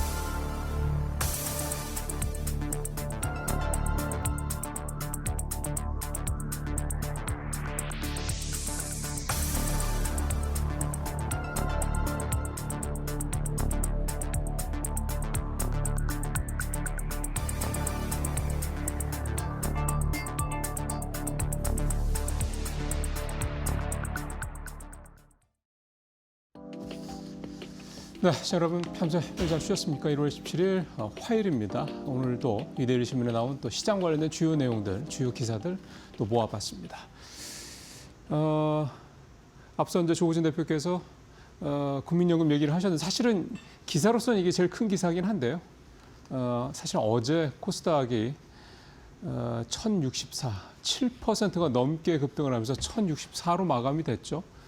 이 1064라는 숫자, 그러니까 1000스닥이 된 것도 뭐 사실 굉장히 환영하고 반가운 일인데 이 1064라는 숫자가 사실은 이게 닷컴 버블 때까지 거슬러 올라가야 되는 숫자입니다. 그 당시에 1074, 요게 이제 그 당시에 2000년 9월 6일 종가거든요.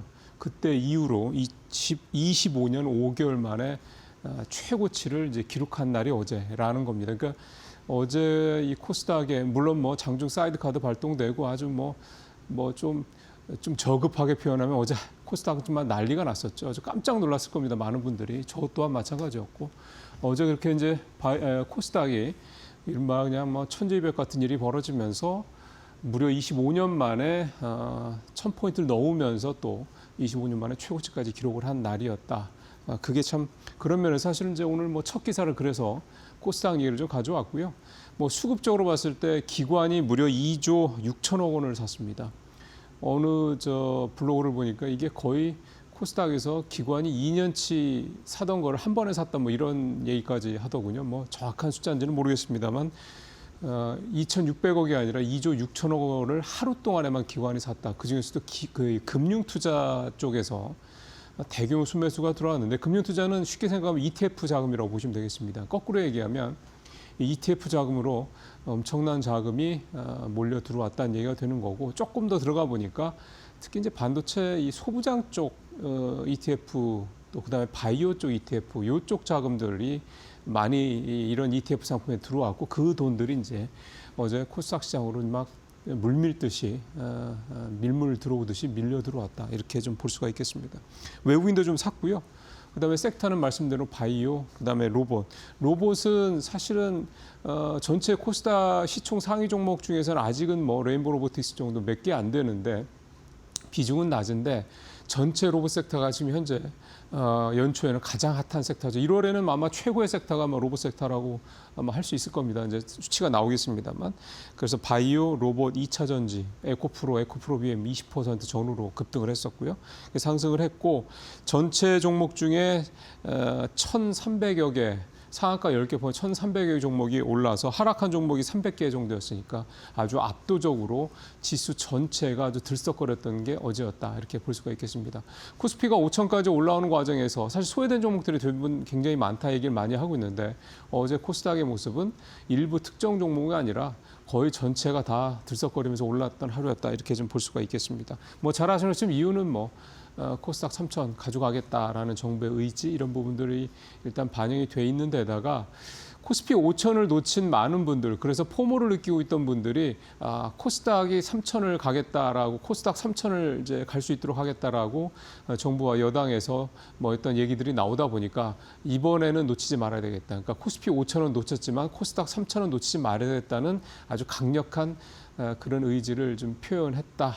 그게 어제 상징적으로 나타났다. 이렇게 좀 해석을 해 볼 수가 있겠습니다. 3천까지 뭐 한 방에 갈 수 있겠습니까? 당연히 한 방에는 못 가고 지금 코스피가 5천 달성하고 나서 주춤거리는 것 같은 그런 과정들이 뭐 1,500, 2,000, 2,500, 3,000 이렇게 마디라고 그러죠. 요때마다 오겠죠.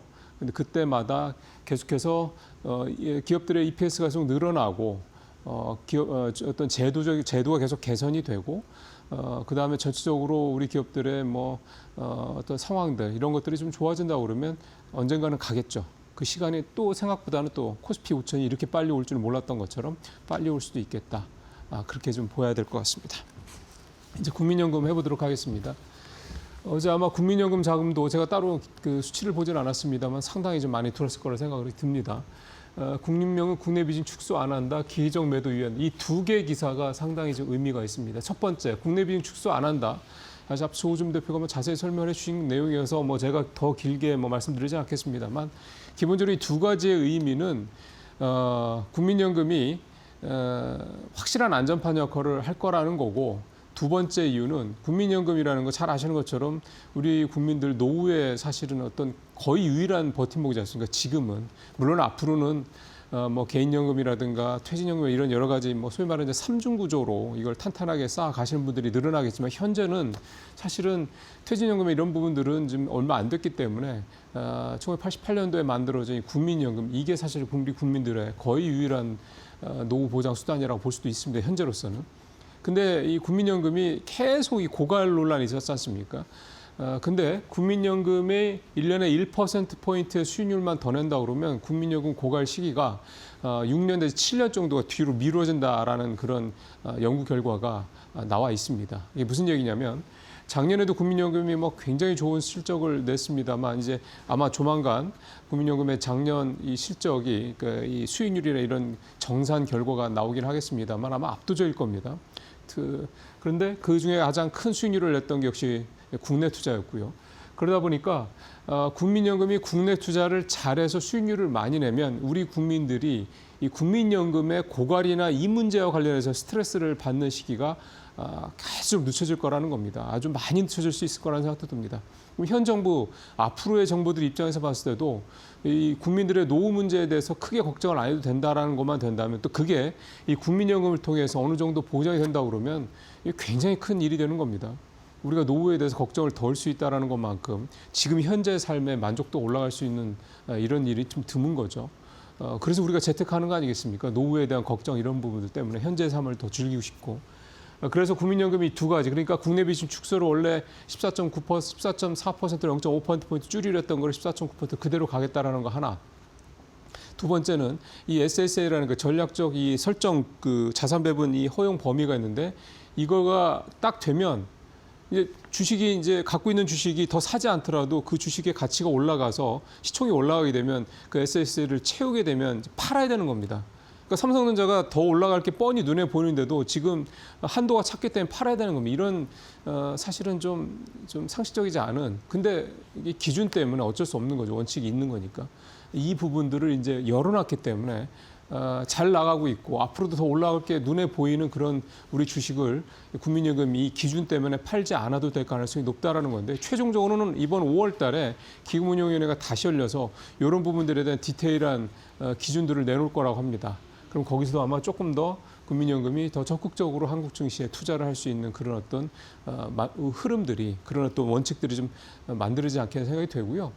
코스피 5천 갔다고 이제 끝나는 게 아니지 않습니까? 지금 뭐 민주당 내에서 정부 내에서도 좀 7천 얘기까지 나오고 있는 상황이고 코스닥은 지금 이제 1,000 회복했는데 3천 얘기가 나오고 있는 상황입니다. 그렇게 된다 그러면 우리 시장이 뭐 코스피가 만을 갈 수도 있는 거고 뭐 그 이상 갈 수도 있는 거죠. 다우지수가 다우지수가 아니라 그렇죠. 다우지수가 언제부터 지금 4만 5만 얘기가 나왔겠습니까? 그다음에 니케 225지수가 언제부터 5만이었습니까? 다 그 과정들을 거쳐서 지금 수준에 오른 거거든요. 우리도 시간은 걸리겠지만 결국 언젠가는 그렇게 갈 수 있다.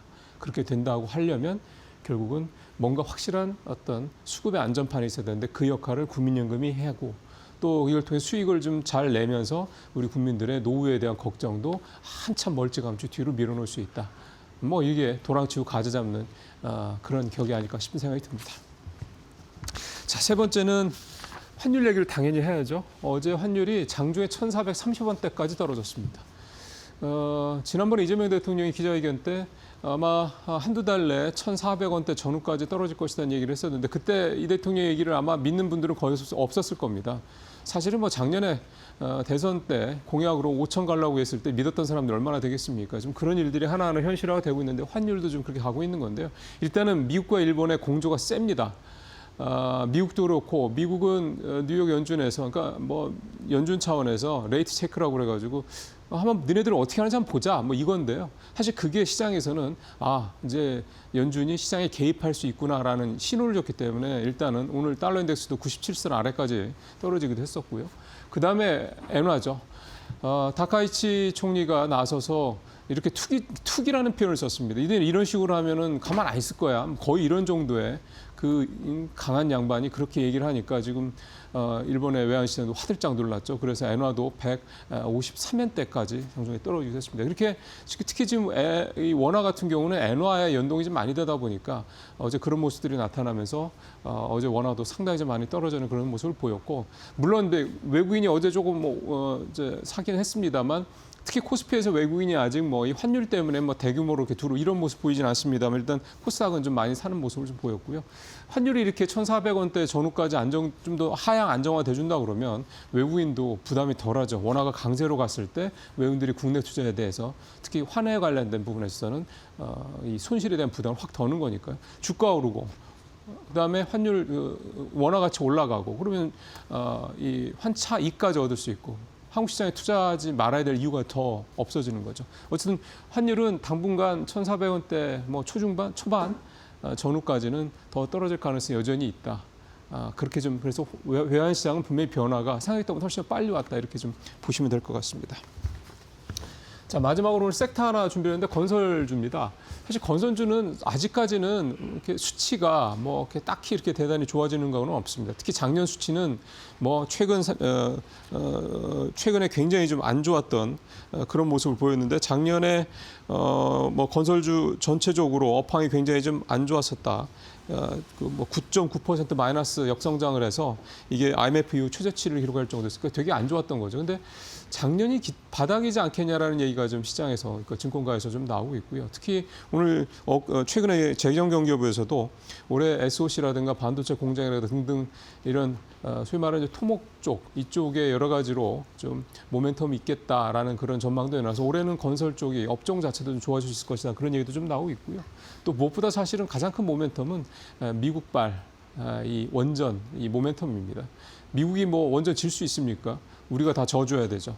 그러려면 결국 국내 원전 관련주들, 현대건설, 두산에너빌리티 등등등 종목들은 여러분들 잘 아실 테고, 올해 상당히 좀 일종의 좀 원년이 될 수 있다, 이런 얘기를 하고 있기 때문에 건설주들도 이제 좀 다리 봐야 되고요. 또 최근에 외국인들이 건설주를 계속 사고 있습니다. 수급도 좀 좋고요. 뭔가 느낌이 있다는 얘기가 되겠죠. 수급도 좋고 모멘텀도 좀 나올 것 같고, 무엇보다 턴어라운드, 이거 시장에서 제일 좋아하는 모멘텀이지 않습니까? 건설주도 한번 연초부터 한번 지켜보실 필요가 있을 것 같습니다. 마치겠습니다.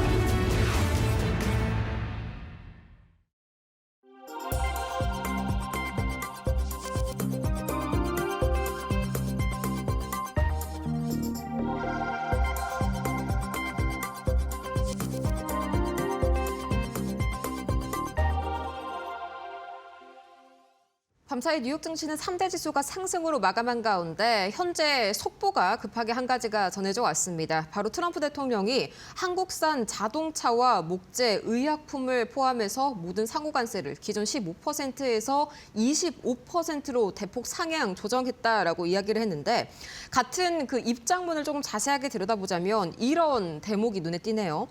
이 대한민국 국회가 미국과의 협정을 이행하지 않고 있다. 이 때문에 이에 따라서 이 자동차와 목재, 의약품 및 기타 모든 상호관세를 15%에서 25%로 인상한다. 트럼프 대통령이 직접 밝힌 입장문입니다.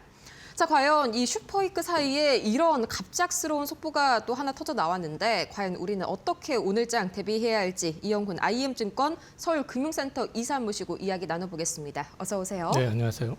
네, 원래는 첫 번째 질문으로 제가 미증시 마감 상황을 좀 분석을 해보려고 했는데 지금 급하게 굉장히 강한 속보가 한 가지가 떴었죠. 트럼프 대통령이 국회가 미국과의 협정을 이행하지 않았다면서 관세를 대폭적으로 10%포인트나 높였는데 이거 뭐 갑자기 블러핑을 할 만한 이유가 있었을까요? 오늘 우리 증시 상당히 좀 출렁일지 걱정이 되네요.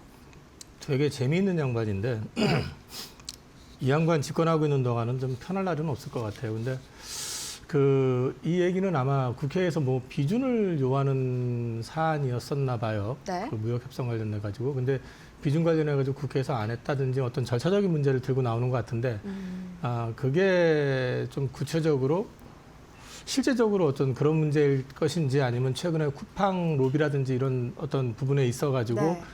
부통령조차도 그 부분을 언급을 했었기 때문에 그런 것들에 대한 또 반대적인 측면에서의 압박인지 이거는 좀 살펴볼 필요가 있을 것 같습니다. 근데 일단 이런 문제들이 돌발적으로 나오기는 했지만 돌발적인 변수는 돌발적으로 끝날 가능성이 높습니다. 네. 그러니까 이거를 뭐 계속 25%로 갈 게 아니라 어차피 합의된 사안이었었고 우리가 만약에 뭐가 미비된 사안이 있었다 그러면 그 부분에 대해서는 개선을 하든 아니면 네. 보완을 하면 되는 거기 때문에 이거는 뭐 조금 더 추이를 지켜볼 필요가 있지 않을까 싶고 지수가 만약에 이것 때문에 많이 밀린다면은 없으신 분들한테는 오히려 기회가 될 수도 있을 것 같아요. 만약에 흔들린다고 하더라도 이게 어떻게 보면 저가 매수의 기회다라고도 볼 수도 있고 트럼프 대통령이 상당히 이런 블러핑을 많이 해온 만큼 중장기적인 펀더멘털에는 뭐 크게 영향이 일단 당장은 없을 것이다.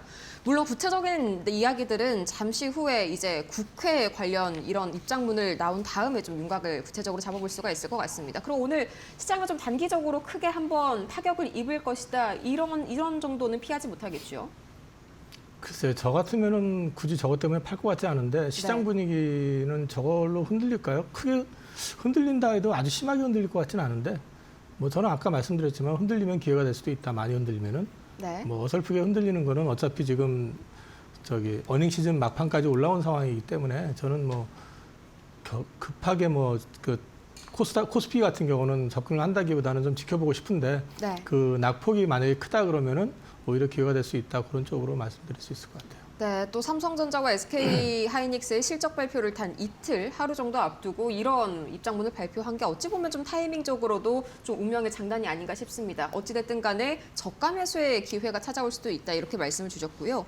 이제 미증시 마감 특징 상황 한번 톱어보도록 하겠습니다. 가장 먼저 FOMC가 내일 또 이제 금리가 발표가 될 텐데 사실상 뭐 금리 동결이 확실한 그런 상황이고요. 기자회견도 원론적인 입장, 뭐 데이터 확인해봐야 한다 이런 입장이 나올 거고 중요한 게 이제 차기 의장이 지목된다는 건데 현재로서는 리더 블랙록 CIO가 가장 확률이 높죠. 이 시장 친화적인 인물로 좀 평가할 수가 있을까요?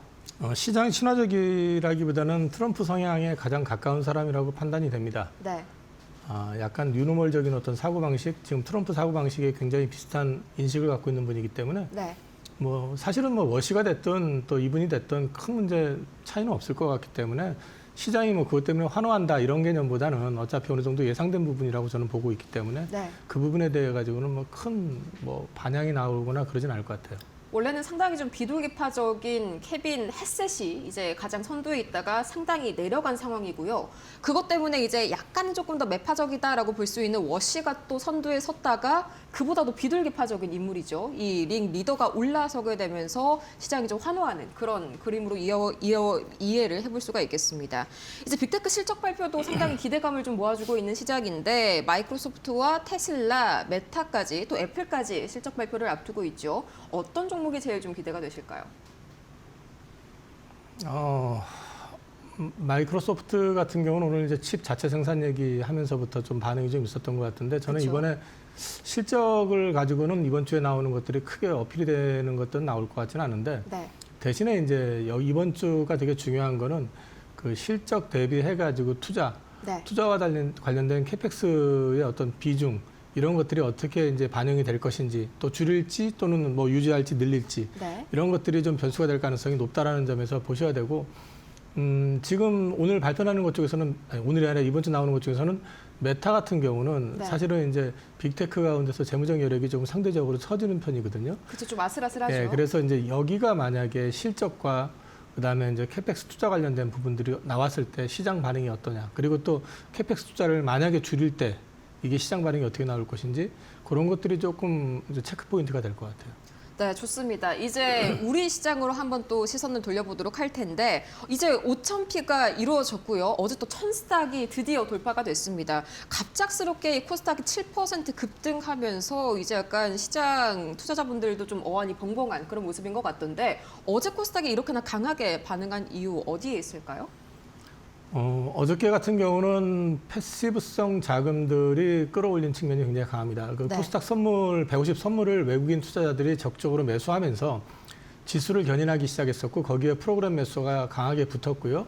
거기에 더해가지고 이제 요즘 ETF라고 하는 쪽에서 코스닥 ETF 150, 그러니까 코스닥 150 ETF라든지 또는 뭐 레버리지라든지 이런 쪽으로 개인 투자자들 매수도 굉장히 강하게 들어오면서 전체적으로 지수를 끌어올린 측면이 강합니다. 그러다 보니까 시가총액 상위 20개 종목 가운데서 13개 종목이 10% 이상 상승을 하는 초유의 어떤 상승이 네, 나왔거든요. 그렇죠. 그래서 어저께 흐름 자체는 철저하게 그 프로그램에 의해서 아. 당겨진 그런 측면이 좀 있는 것 같습니다. 또 상당히 예외적인 측면이 있는 하루긴 했었죠. 저도 이 정도까지 상승이 나온 건 또 처음 보는 것 같습니다. 이제 그러다 보니까 반도체랑 자동차는 조금 쉬어가는 움직임이 나왔는데 외인들이 특히나 굉장히 좀 많이 파는 움직임이 나오더라고요. 이게 뭐 특별한 악재가 있었다기보다는 실적 발표를 앞두고 좀 경계 매물이 늘어났다. 이 정도로 해석하는 게 맞을까요?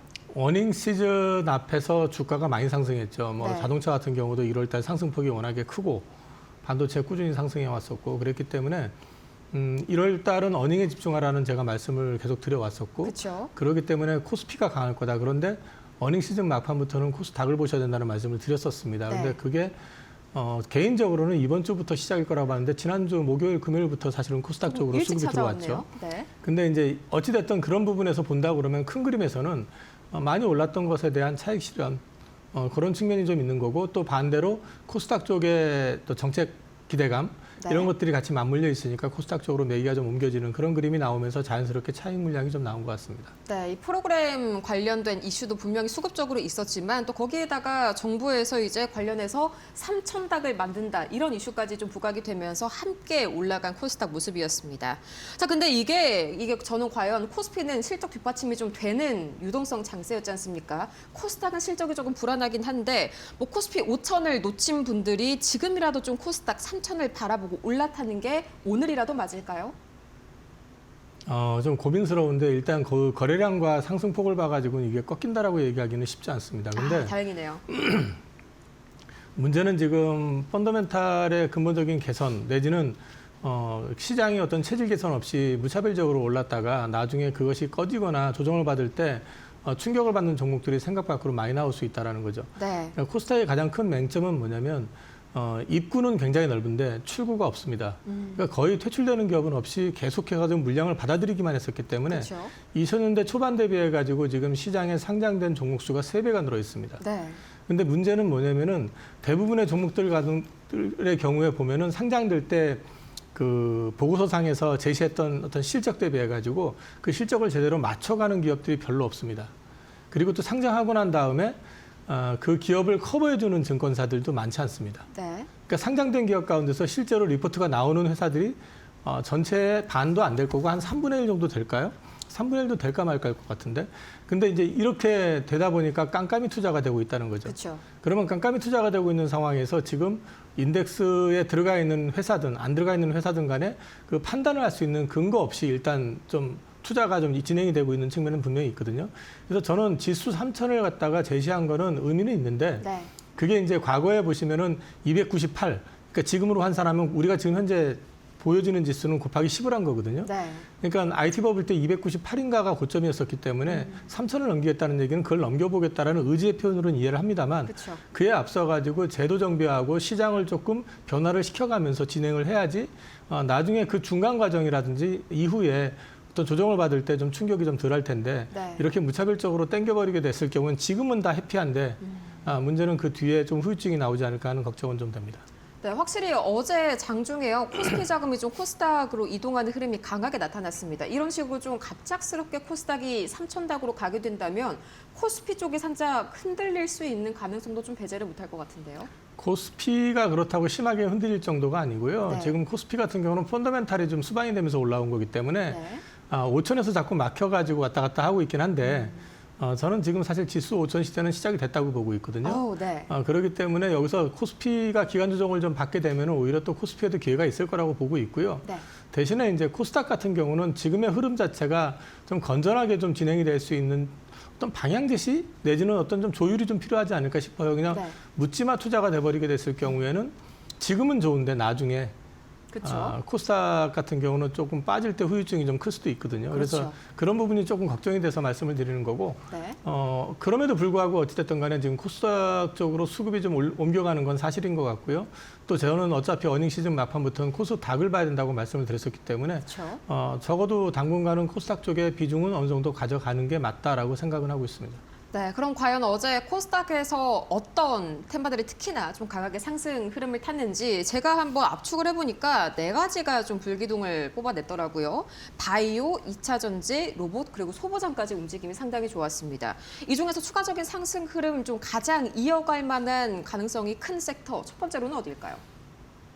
제가 생각했던 것보다 너무 급하게 올라가지고 좀 곤혹스러운데 네. 여전히 26년을 앞두고 기대할 수 있는 섹터는 바이오는 분명히 들어갈 거라고 저는 보고 있고요. 바이오요. 네.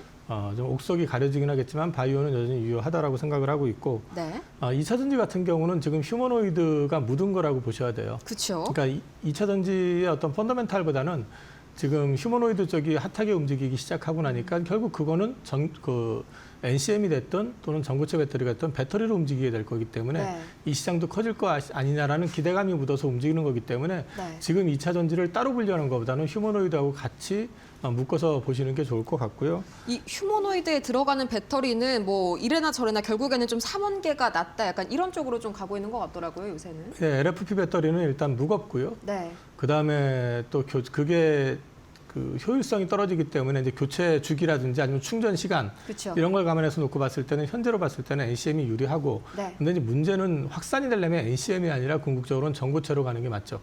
그래서 이제 전고체 배터리 쪽으로 더 포커싱이 되어 있는 회사들이 상대적으로 강세를 보일 수밖에 없는 상황이다. 그렇게 말씀드릴 수 있을 것 같습니다. 특히나 좀 전고체 쪽으로 좀 옥석 가리기를 해보는 게 중요한 2차 전지인 것 같습니다. 이어서 로봇도 어제는 좀 이제 수술용 로봇 쪽에 호재가 한 가지가 있었죠. 계속해서 좀 이어질 수 있을지 궁금하네요. 그러니까 로봇 관련된 주식 같은 경우는 보시는 건 맞는데 이제 사실 밸류에이션으로 찾기는 좀 쉽지 않은 구조거든요. 그쵸. 아까 기사를 보니까 저는 주도주 중에 하나라고 생각하긴 했었지만 저희 레인보우 로보틱스가 PER이 700배라고 기사가 났더라고요. 네. 근데 사실 이제 그런 걸 보면 사실 투자하기가 쉽지가 않은데 그렇죠. 일단 로봇 관련된 주식 가운데서도 이제 핵심이라고 자꾸 계속 주장을 드리는 일단 보스턴 다이내믹스 즉 현대차밸류 쪽 관련돼 있는 회사들하고 그다음에 삼성 그룹 관련돼 있는 쪽 이런 쪽과 관련돼 있는 거나 아니면 적어도 조금 외연을 넓힌다고 그러면 대기업하고 연결이 돼 있는 회사들 중심으로만 보시면 될 것 같고 네. 그다음에 이제 여기에 조금 더해서 방금 말씀드렸던 것처럼 2차 전지 쪽에서는 전고체 관련된 주식들 그 중심으로 해가지고 보시면 괜찮을 것 같습니다. 네, 소보장도 한번 진단을 해보고 싶은데 요새 또 삼성전자랑 하이닉스가 워낙 급등을 했다 보니까 좀 부담스러운 인식이 많이 확산이 됐지 않습니까? 이것 때문에 좀 눈길이 소보장으로 돌아가는 그런 느낌이더라고요. 밸류에이션으로는 그럼에도 불구하고 삼성전자 하이닉스가 더 싸고요. 네, 싼 그런가요? 정도가 아니라 훨씬 싸고요. 소부장 같은 경우는 이제 투자 모멘텀, 그 다음에 이제 투자 사이클이 어쨌든 진행이 될 수밖에 없으니까 네. 관련돼 있는 회사들이 이제 보이기는 하는데 이제 여러 가지를 고려해서 본다고 하면은 나름의 어떤 투자 패턴이 있을 것 같은데 저는 미국 투자하고 관련돼 있는 소부장을 보시라는 말씀을 계속 드려왔었습니다. 네, 미국 투자와 그러니까 관련해서 미국 투자에 관련돼 있다라는 거는 미국으로 들어가는 삼성전자라든지 TSMC라든지 또는 SK 하이닉스하고 관련돼 있는 회사들 중심으로 종목을 좀 압축시켜서 보시는 것도 나쁘지 않을 것 같다. 어쨌든지 간에 그 근본적인 핵심은 삼성전자와 SK 하이닉스의 그 뿌리를 좀 두고 있네요. 이제 마지막으로 이제 관세 관련해가지고 속보가 뜬 만큼 현재 불안하신 투자자분들 많으실 겁니다. 오늘 투자 전략 한마디로 좀 압축을 시켜주신다면요. 지금 시장에서는 두려워할 것까지는 없는 것 같고요. 근데 네. 이제 다만 저는 이제 시장의 매기 자체가 이제 어닝에서 점점 정책으로 옮겨질 가능성이 있다. 그래서 이제 방향 자체는 2월 앞이니까 서서히 네. 이제 그 정책적인 드라이브 거는 쪽으로 관심을 조금 더 가져보시는 게 좋을 것 같다. 대신에 거래소 쪽에 우리가 이제 주도주라고 말씀할 수 있는 반도체라든지 뭐 자동차 쪽에 이제 현대차 그룹이라든지 이런 쪽에 대해서 너무 크게 두려워하실 필요는 없다. 그렇게 그 정도 말씀드릴 것 같습니다. 네, 좋습니다. 이렇게 해서 이영훈 IM증권 서울금융센터 이사와 오늘따라 유난히 다사다난했던 이런 시장 전략 준비해봤습니다. 좋은 말씀 고맙습니다. 오늘 저희가 준비한 소식은 여기까지입니다. 잠시 후에 이어지는 마켓나우 1부에서 오늘 이어진 속보에 이어진 추가 전략 자세하게 세워보시길 바라고요. 저희는 다음 이 시간에 더 유익한 소식 가득 들고 돌아오도록 하겠습니다. 오늘도 함께해 주신 여러분 고맙습니다.